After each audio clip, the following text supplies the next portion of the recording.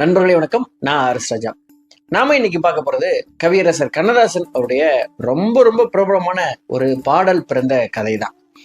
கண்ணதாசன் அவருடைய பாடல்களே ஒரு அதிசயம் அப்படின்னா, அந்த பாடல்கள் உருவான கதை இருக்கு பார்த்தீங்களா, அது ஒரு பேர் அதிசயம் அப்படின்னே சொல்லலாம்.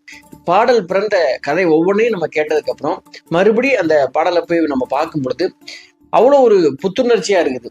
இப்படியெல்லாம் வாழ்ந்திருக்காங்க, இப்படியெல்லாம் ஒரு நட்பு இருந்திருக்குது, இந்த மாதிரி எல்லாம் ஒரு கவிஞர் நம்ம கூட வாழ்ந்திருக்கிறார் அப்படிங்கிறது ஒரு மிகப்பெரிய மகிழ்ச்சி தரக்கூடிய ஒரு விஷயம்.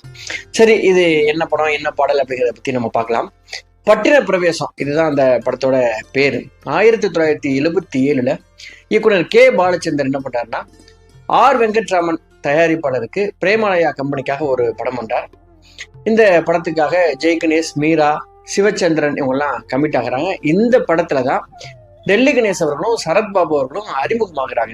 இப்படி ஒரு படம் இயக்கலாம் அப்படின்னு டீம் எல்லாம் செட் பண்ணதுக்கு அப்புறம் இந்த படத்துக்கு இசையமைப்பாளரா MS விஸ்வநாதர் அவர்கள் பணியாற்றுகிறார். பாடல்கள் கவியரசர் கண்ணதாசன்.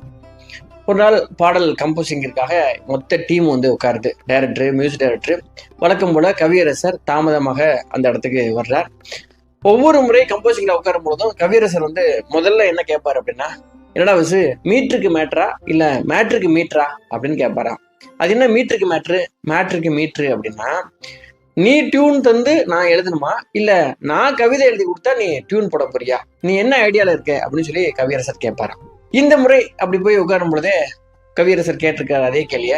இல்ல கவிஞரே, மீட்டருக்கு தான் மேட்ரு அப்படின்னு சொல்லியிருக்கிறார் MS விஸ்வநாதன். சரி, இந்த படத்தோட கதை, அதோட சூழலை சொல்லுங்க அப்படின்னு இயக்குனர்கிட்ட சொன்னதும் கே பாலச்சந்தர்கள் இந்த படத்தோட கதையை சொல்ல ஆரம்பிக்கிறார். இந்த படத்தோட கதை என்ன அப்படின்னா, சுருக்கமா, ஒரு விதவை தாய், அவங்களுக்கு 4 மகன், ஒரு மகள்.